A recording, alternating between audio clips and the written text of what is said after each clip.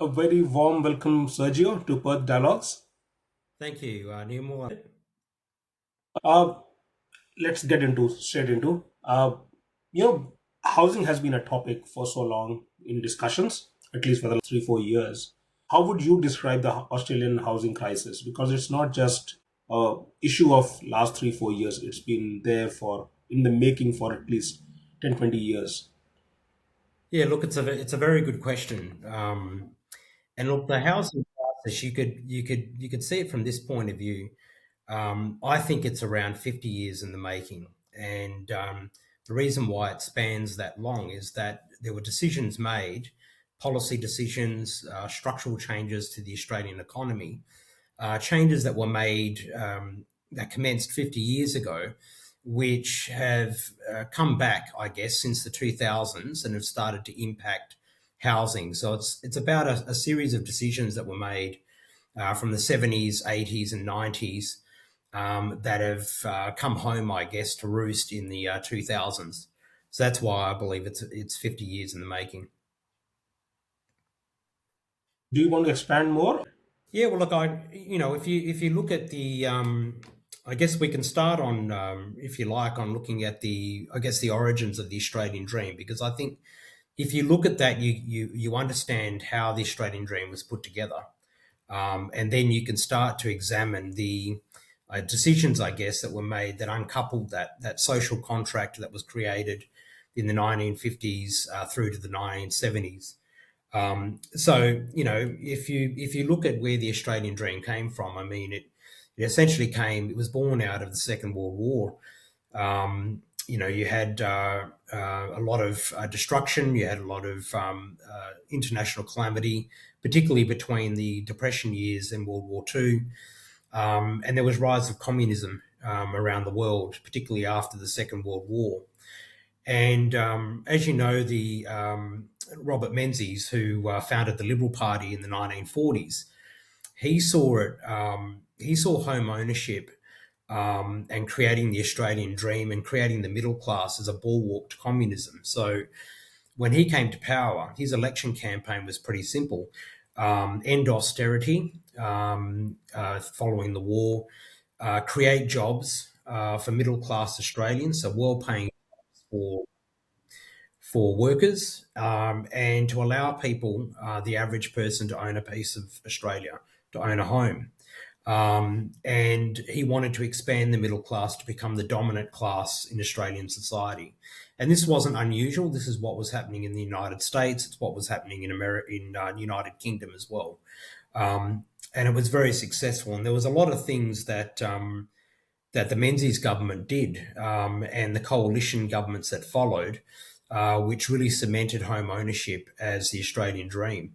And if you look at the origins, if you look at when Ben Chifley was in power after World War Two, he created the notion of populate or perish. So Australia had to populate, had to increase its population to support itself. It was only a small population over a very large country, 7 million people, but a vast continent and very prone to potential invasion, as what we saw in World War Two.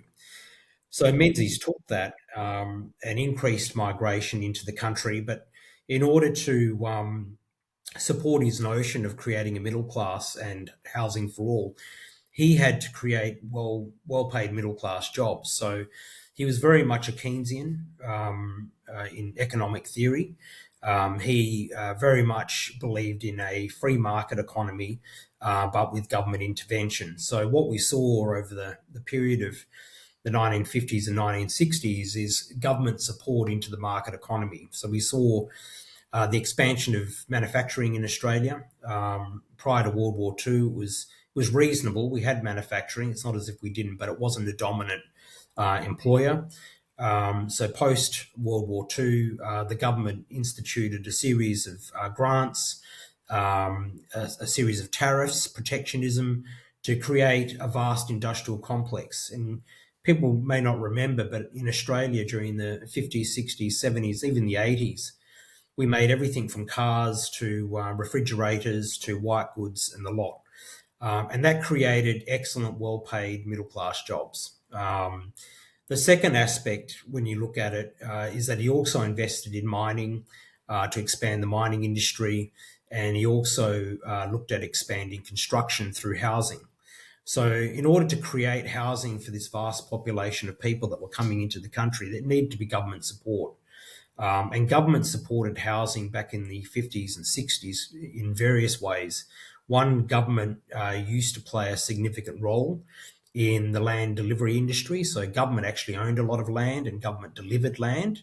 It worked with the private sector to build housing through the federal and state housing commissions that were established under Ben Chifley but continued under Menzies. Under Menzies, there was cheap loans, there was war service loans that were created under Ben Chifley but continued under Menzies to allow war veterans to purchase a home. There was all sorts of incentives such as savings incentives, which we probably know as a first home buyers grant. So back in the 1950s, you were allowed to save. If you saved up to $500, the government would match it, and that would be used as a deposit towards your home. Now, remember, $500 to $1,000 was a significant amount of money back then, because houses generally cost in the late 60s about $7,000. So in most cities, not all. So it was a generous sort of contribution. There were low interest loans that were given to Australians and to war veterans. A lot of social housing was sold. So Menzies embarked on a program of selling a lot of social housing. He gave permission for the state governments to sell social housing to Australians. And that, along with a number of other incentives, actually grew the home ownership base. From 1945, it was around 50%. To 1966, it was extraordinary. It was 72% of all houses were owner-occupiers. And that was made possible by government intervention. It was made possible by people having well-paid jobs. The labour market was quite tight because if you remember back in the 60s and 50s and 60s, it was mainly men that worked because women were looking after children. There was a baby boom after World War II. So the labour market was quite tight. Even so, wages didn't spiral too far out of control because there was a lot of immigration into the country. And because of that balance between supply of housing, supply of land with government intervention, with well-paid middle-class jobs, what we saw during the 50s and 60s was that social contract that as businesses made money, so did the employees. So there was a direct link between remuneration and profits, and you didn't see one exceed the other. So it was very much an egalitarian society, and it created a very, very stable period in Australian history. And I guess the proof is in the politics. I think from memory, Menzies won 7 elections in a row, and then when he stepped down, because he actually retired from office in 1966, we still had coalition governments right until 1972. And then we saw the rise of the Labor government under Gough Whitlam. So we had a very, very stable period. Australia had an economy that was diversified. It was good from I guess, a resilience perspective. It was good from a social contract perspective, and it was very, very good from a national security perspective because Australia was very much reliant on itself. So it was a very, very special period, and that's where the Australian dream came from. That's where the fair go society came from. But if we want to jump into what started to unravel all that, when we talk about the 50 years, a lot of people think, how's it 50 years? Well, you have to start looking at what has caused housing to spiral out of control in terms of a cost. And it's 2 principal areas. One is what has caused wages to flatline, because that's part of housing affordability, is the fact that the average person, their wages have flatlined or they haven't increased in accordance with productivity. And the other aspect is what's caused housing to increase in price so rapidly. So if we look at the origins, I guess, of the decoupling of the social contract in the 1970s, you really have to look at the rise of neoliberalism. Now, I mentioned before that the dominant economic theory following the Second World War was Keynesianism. It was very much government intervention to a market economy. But what we saw and what we started to see in the 1960s is the rise of this economic theory, neoliberalism, which was promulgated by people like Milton Friedman in America, Friedrich Hayek in the Austrian School of Economics, and even Australia had proponents of neoliberalism, like Max Gorton, for example, was a supporter. Now, neoliberalism is a very, very fundamentally different economic system. It believes in the exact opposite almost of Keynesianism. It believes in the government should have a minimal role to play in the economy. It believes that if government has a role, it should be through monetarianism. So it should be manipulating interest rates to allow money to be either made more affordable or more costly, depending on your economic goals. It believed in the primacy of the market, so the free market to govern and deal with the distribution and supply of goods and services. So it's a very, very different theory. And when you dig a little bit deeper in terms of what neoliberalism means from a macro and micro level, it means government intervention in terms of fiscal intervention into the economy should be stepped away. It believes in globalization. It believes in the breakdown of tariff barriers. It believes in the free movement of capital between countries.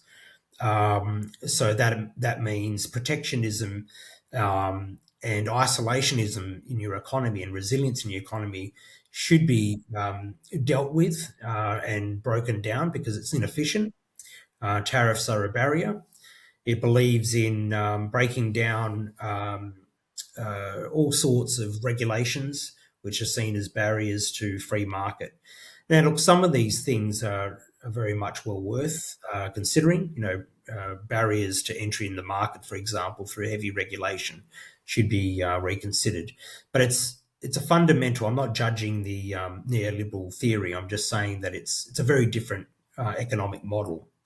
And what we started to see in the 1970s, and I won't go through all the reasons why neoliberalism came to light, because I'd be here for hours and it's in my book.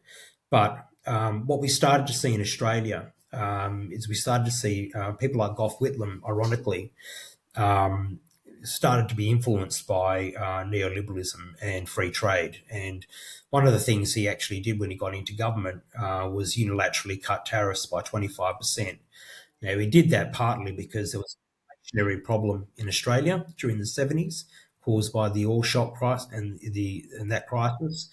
But it started a process of looking at reducing tariffs and protectionism for Australian industries.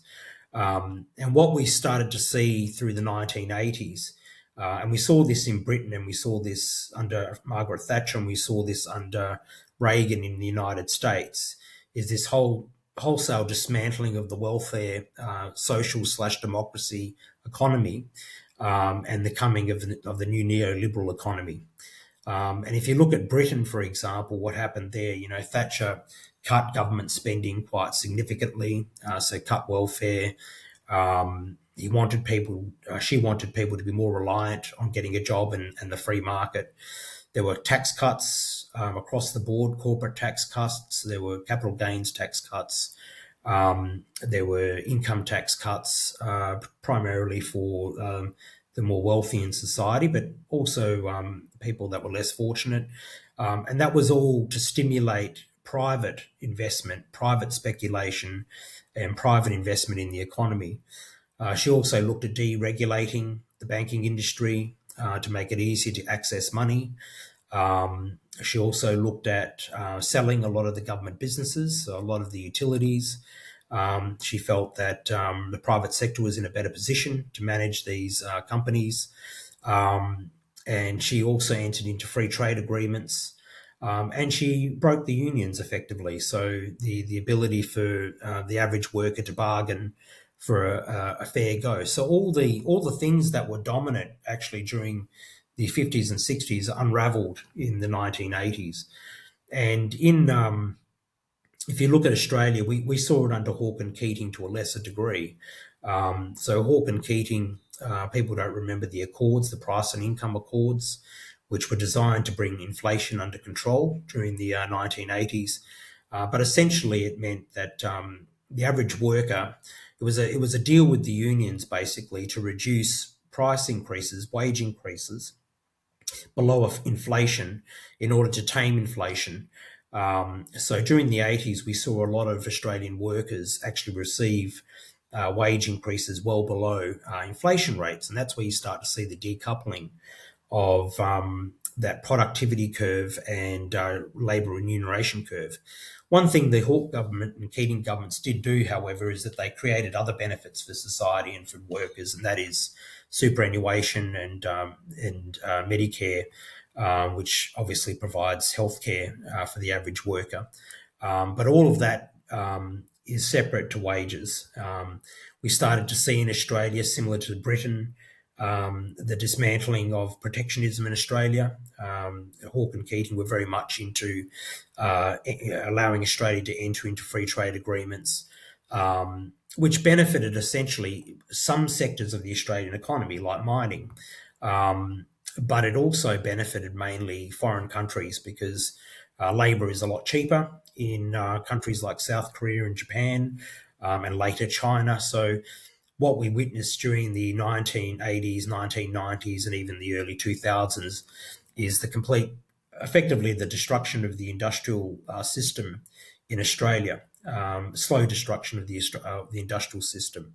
So a lot of well-paid middle-class jobs that were protected, which were protected by unions and gave many Australians well-paid jobs, basically left our shores and went to foreign countries, and service industries took their place. Now, what has also caused wages to flatline, apart from the labour agreements like the Accord, is also the coming of the Howard government and their labour reforms. And during the Howard years, we see many labour reforms, and we see the explosion of casual labour. We see the explosion of contracts. So we start to see unions being taken out of the negotiation process altogether. Certainly not to the same level that they had in the 1970s. There's still unions, but they don't have the same level of power that they used to have.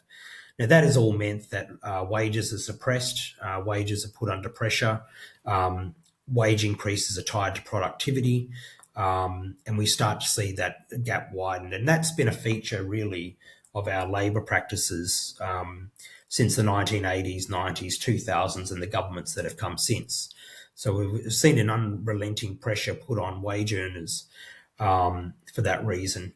We've also seen the rise of the labour pool. When we talked about before in the 1950s and 60s, mainly men worked because women were looking after children. But as we saw with the sexual revolution in the 70s, women started to take a greater role in society, and fair enough too, to earn their own way in life and start to work more so in the labour market.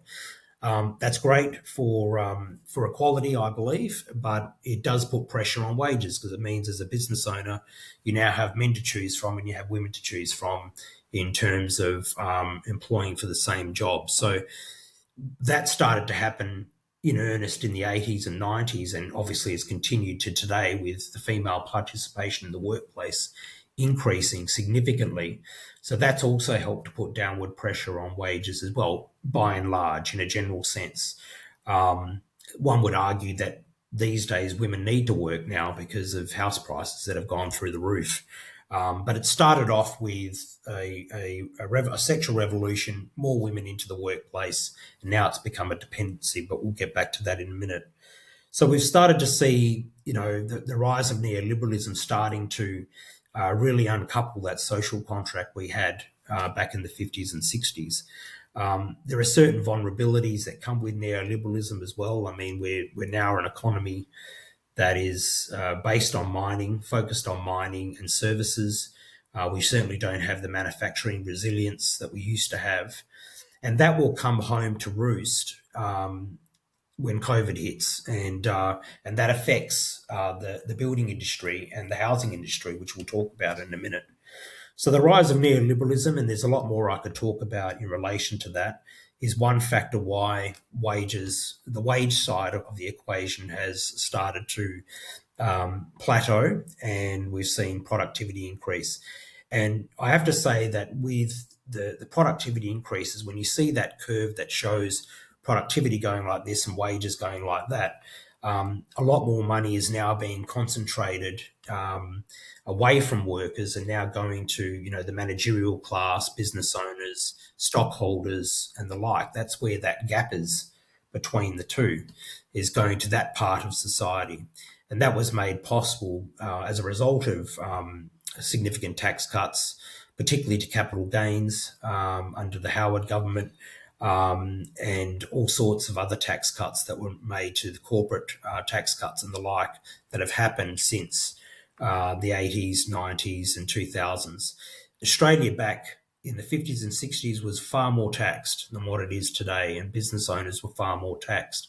That's a good thing in one sense because it encourages more investment, but it also results in inequality as well. So it's a double-edged sword. Now that is briefly looks at what has caused some of the challenges with I guess the plateauing of wages, but we've got to now look at what's caused housing to spiral out of control. Now, there's a lot of factors. During the 1980s, in fact, for a very long time, we've had negative gearing. So people say, negative gearing is the problem. Negative gearing tax law isn't the problem itself. In isolation, it's not the problem. We've had negative gearing since the Great Depression and before. The problem is when you marry it with other tax changes and changes in the economy. So in the 1980s, you see the deregulation of the banking industry, which allows people to have greater access to money, more banks to operate, flexible loans. So it really does open up the ability for people to borrow money. Now that's good for homeowners, but it's also good for investors, because before, investors had quite a lot of restrictions when it came to borrowing money for investing in a property, which is why right up until the 80s, we didn't see a lot of investment. There was investment in property. I mean, as I mentioned, Australia had 72% home ownership, about 4% social housing, and the rest is investment properties, essentially. So investment was in the 20% percentile range. So we always had investment in property, but housing wasn't seen as a vehicle for wealth creation back in the 50s, 60s, and 70s. But when you start to see changes in the tax system, with negative gearing being in place, and it was, by the way, taken away in the 1980s but reinstated by the Labor government for reasons I won't go through. But when you start to see capital gains changes, so the Howard government's changed capital gains laws, which effectively doubled the amount of money that goes into the pocket of investors. So previously, under the Hawke-Keating government's capital gains tax was basically taxed on your income rate. So if you earned 40 cents in the dollar, if you paid tax 40 cents in the dollar, you paid 40% capital gains.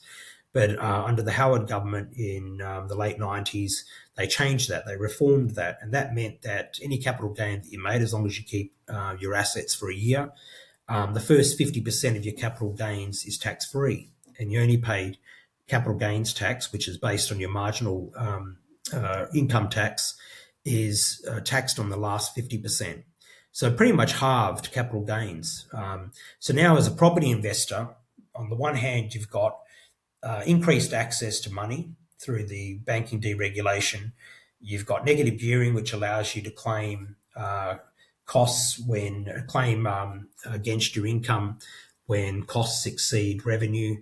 And now you've got this capital gains bonus that when you sell your property at a profit, you pocket the majority of the profit that you make. So it's quite lucrative, and it makes property investment, not just property investment, but share investment, a very lucrative profession to get into. So now we start to see people focusing on property investment from the late 90s onwards. Couple that with tax cuts to particularly the wealthy part of Australia. That gives more money into the hands of people that are likely to invest. You start to see an explosion of investment. And in my book, my latest book, Requiem for the Australian Dream, it covers that from between 2000 and 2023, that just over 40% of all houses built during the great property boom of that period were investment properties. So I think it's 40.3% of all properties across Australia. There was over 3 million properties built.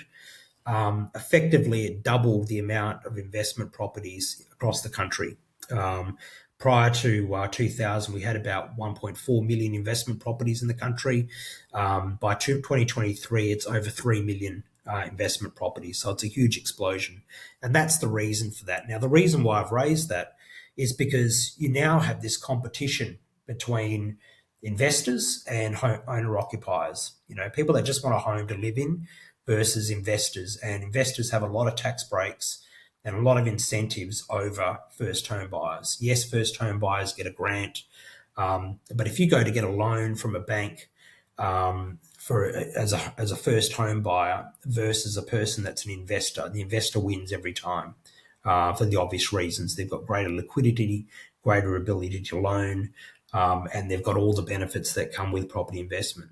So that's one reason why property prices have increased, is because of the explosion of property investment and that conflict with owner-occupiers. And we've seen over the last 25 years, owner-occupiers drop. I think from memory, it's around 63% now. So it's dropped from 72% to around 63% and largely over the last 25 years. The other thing, there's many other factors that have contributed to rising house prices. Now, you've got planning laws and immigration. If you look at statistics that go back to the 1980s, Australia had a fairly healthy population growth that was manageable under existing planning systems and building laws and practices. So, from memory, between 1980 and the late 1990s, we're on this paradigm of around 200 to 250,000 people a year. That's how much the Australian population was growing through natural and through immigration, mainly through immigration because our natural birth rate's been dropping. So it was a very manageable level, and the existing planning systems were able to cope. We had ample land, so land supply to keep up with that demand. We had ample infrastructure investment. The planning laws were a right fit for that level of pressure on the economy, that they could turn around planning approvals within reasonable timeframes to allow the private sector mainly to invest and government to invest in housing and in land supply. So that's another reason why during the 80s and 90s, house prices didn't go out of control for that reason, because there wasn't that pressure and the planning systems were fit for purpose. But that all changed from 2000 onwards. If you look at the graphs, there's literally a paradigm shift in population growth from 2000 onwards. You really see it starts to jump to 350, 400,000 people a year, and then it starts to go higher to even 500,000 people a year. So you see this doubling on an annual basis of population growth throughout the 2000s. So it's a shift, 250 straight up to 500,000. And then obviously, as we saw post-COVID, it went through the roof. It was around 700,000. So the existing planning systems can't cope with that level of demand.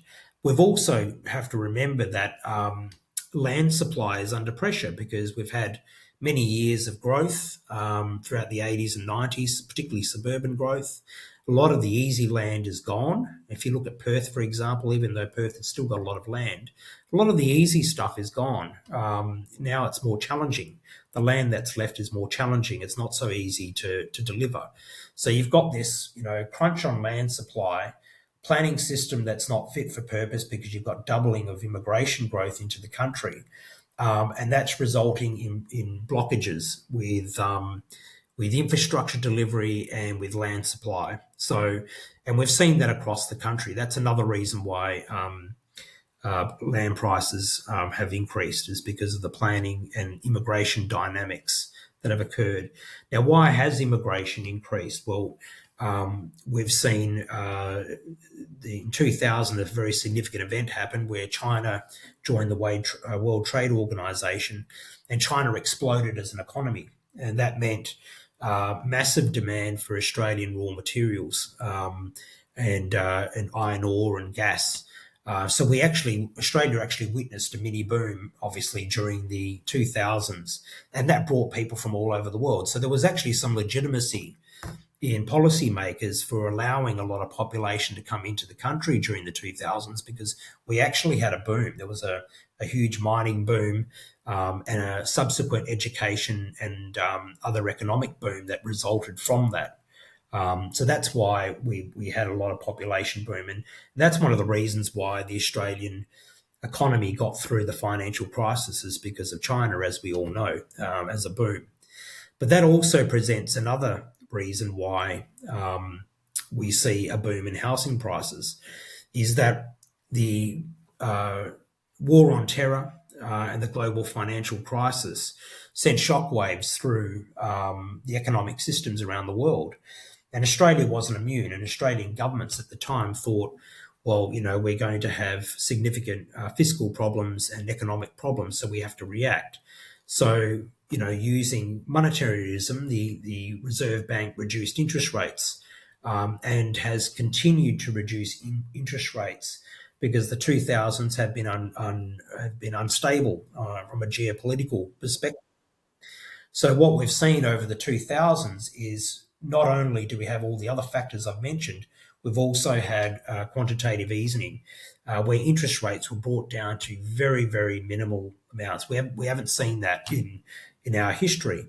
Now, that's fueled a property boom. Again, comes back to investors. That's why 40% of properties built during that period were investment properties, because not only do they get all the breaks, but they also had very, very cheap credit and population growth to support it. So as an investor, you couldn't lose in the 2000s. So with reduced interest rates for pretty much the last 20 years, we've seen a massive boom into property, but not necessarily owner-occupiers, mainly investors, which are competing with owner-occupiers. So we've got that as a factor. So we call it the existential factors, which are the external economic factors that have affected Australia and has caused prices to rise. But then, of course, we had COVID. And COVID is an eye-opener, and I think COVID should be an eye-opener for the Australian policymakers and politicians, because COVID really exposes what neoliberalism has done to the Australian economy. Arguably, and I'm happy to take arguments on this, but arguably, if Australia had kept on course with the economy that it had back in the 1950s and 60s, it would be very different to today. But it also would mean that we'd be more resilient as an economy. What happened in COVID is that it exposed the fact that we don't make anything here in Australia anymore, and we're reliant on overseas trade to bring manufacturing items into Australia. And that's true of the building industry, because back in the 50s and 60s and 70s and 80s, pretty much almost 90%, I don't know the exact figure, but almost 90% of all the inputs that went into building a house was made in Australia. So the timber, the concrete, the steel, it was all, the cabinets were all made in Australia. So we weren't reliant on external foreign countries to provide us that. But as time has gone on, and as economies of scale have occurred as a result of foreign countries like China scaling up their industry, it's become cheaper to import those items into Australia. And without protectionism of Australian industries have fallen away. Now, we still make a lot of stuff that goes into home building, but it's not as much as it used to be, which means material prices, when COVID hit, went through the roof, partly because of labour costs, and that spilled into costs for materials. So cost of steel went up, cost of Tiles went up. Cabinets that came from China, that went up in price. So all that glass went up in price. So all that's gone up in price. And that's because we don't make things here anymore. We're reliant on foreign trade. So COVID exposed that. COVID also exposed the fact that we obviously had a stay on immigration, which means we had a blockage when it came to allowing people with the right building trades to come into Australia. And you couple that with high population growth from previous years, plus government stimulus we saw under the Morrison government for fear that the economy was going to implode. The government put a stimulus to encourage people to build and provided generous rebates. Now, as a result of that, that put more pressure on the building industry. So you've got reduced number of people in the labour force because of a lack of immigration. Also, people, particularly in Western Australia, a lot of building trades going to the mining industry because they're getting paid more. So you had a reduction in the number of people in the building trades. You had high costs for materials because a lot of it's coming from overseas, and those supply chains have been disrupted. So that's resulted in a massive increase in the cost of building.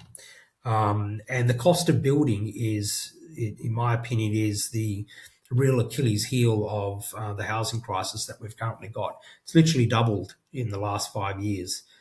So the cost of building, a 3-bedroom, 2-bathroom home back in, for $200,000 back in 2019 is now double that plus more in 2025. And the Morrison stimulus didn't help that, and in the sense that it created more demand for what is scarce materials and labour. So we start to see major problems as a result of COVID, and that inflation that has occurred because a lot of governments around the world, including Australia, have pumped a lot of money into the economy, which has created inflation. And now we've got very high building costs in Australia. And we still haven't solved the labour conundrum, and we haven't solved the materials conundrum.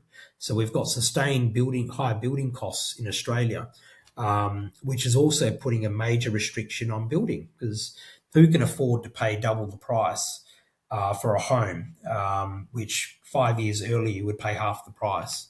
So we've really got some significant problems with the housing crisis. So I think, there are other factors which contribute to the housing crisis. I think certainly planning and building laws have become far more complex since the 2000s as well. There's been a lot more layers of issues that builders have to deal with in order to get a house approved.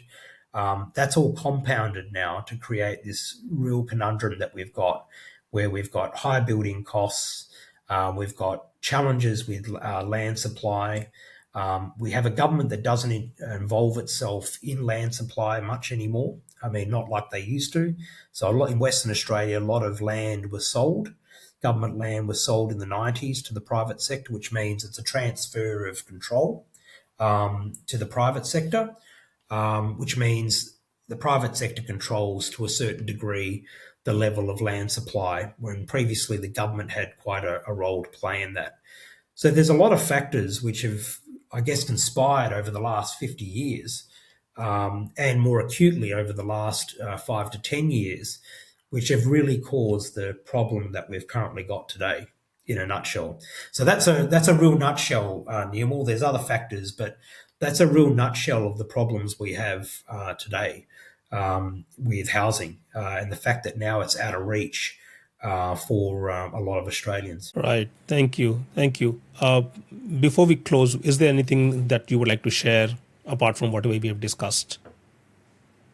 Yeah, look, I really do. What I want to sort of employ is that the housing issue is a complex matter. It's a complex matter because of the fact that it has been 50 years in the making. And there has been, and it's a cause of economic structural changes through to policy changes, through to existential changes that we've experienced over the last 20 years. So if anyone out there believes that, one policy matter is going to solve it all. They don't understand the issue, unfortunately. And that's why I strongly suggest that it takes a pool of solutions that need to be employed in the short term and the long term to resolve this issue. And that's not dissimilar for a lot of other issues. But the reason why I emphasize it is because housing is very, very important to our society. One of the things that my book looks at is the question: why is housing important? Why is home ownership important? It comes back to those principles. I mean, one of the reasons why we have declining birth rates is because housing is too expensive. So if and declining birth rates creates a lot of challenges for our economy. Who's going to pay the taxes for the future if we've got declining birth rates? So what's causing declining birth rates? Well, one of the factors is housing affordability. It's not the only factor, but it's one of the factors, is housing affordability. If people can't afford to buy a home, it would challenge your argument to have a family, because you want to have security. You want to have a home, a roof over your head for your family. That's just one reason why housing is so important. Housing is important for so many other reasons. It allows for economic mobility between different groups and socioeconomic groups in society. If you get to own a home, you get to own a piece of Australia, you've got some wealth, you've got some security. So there's a lot of factors there. There's economic reasons why housing affordability is so important. If we want to attract really good talent to Australia, if housing is too unaffordable, and the circumstances are different in other countries, people might choose other countries. If we want to get a nuclear physicist to come to Australia because we want to start building nuclear power plants, and they find that, yes, they get paid a lot of money to do that, but it's so damn expensive to live in Sydney, they might not come here. They might go to another country that is offering the same amount of money, but half the price in housing. So, it affects so many things, and that's why housing is so important. It does really affect the structure and makeup of our society, and that's very important for everybody, not just the people that are wealthy in society, but people that are trying to get out of the poverty trap or the rent trap. Getting into a home means you get status, you get security, and that's very important for our society. And I would argue, ultimately, for our democracy, if too many people are shut out of the housing industry and the housing market, what does that do for our democracy? Is our democracy challenged? Are we going to have a lot of disgruntled people that are going to start speaking up? Maybe not now, but 10, 15 years from now, and start challenging democratic institutions because they've been locked out of a fundamental right, which is, home ownership. I have got your older copy of the book. Do you want to show your new copy so that people know? Oh, yes. Just to share. This is the new book. This is the new book. It's called Requiem for the Australian Dream. And it really does, in a lot of detail, talk about the rise of the Australian dream and how we lost it in a lot more detail. But it comes up with also 8 key policy positions. One of them relates to my first book, because that's one policy position, is looking at infill development and looking at planning. The other 7 initiatives are covered in the book.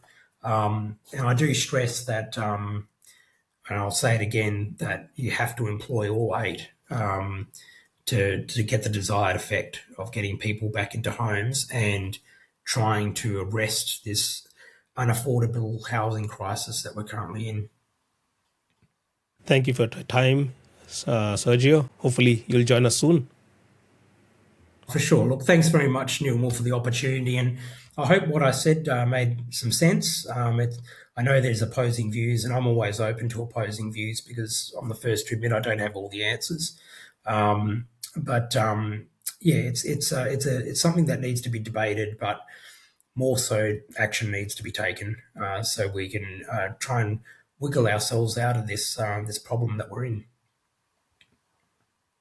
All right. Thank you. Thanks, Serge. Thanks, Nimel. Take care.